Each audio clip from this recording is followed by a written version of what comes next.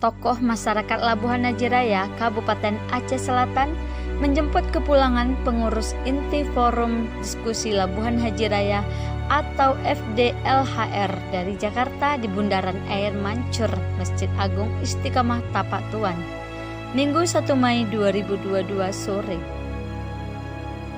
Rombongan pengurus FDLHR di Jakarta, Hadi Edi Saputra, Ketua, beserta Haldi H.E. Sabri, Arisman, dan Abdul Aziz Usman berangkat dari Jakarta via darat pada tanggal 26 April 2022 lalu. Koordinator lapangan atau Korlap penjemputan rombongan FDLHR Jakarta, yakni Joni Erizal dan tokoh masyarakat Labuhan Haji Raya yang juga selaku anggota DPRA Irfan Nusir Rasman.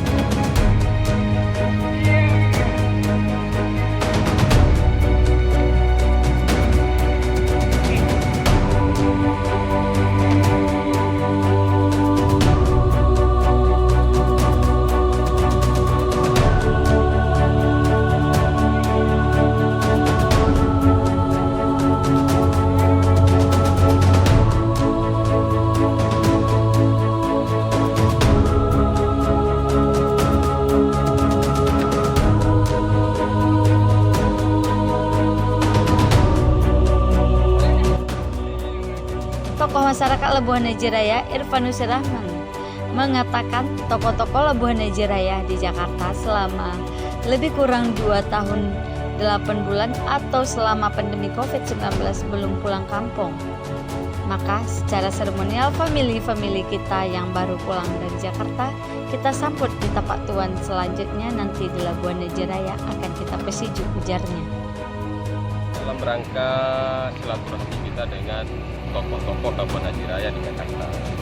Jadi selama lebih kurang 2 tahun 8 bulan selama pandemi COVID, famili kita ini kan tidak pulang kampung.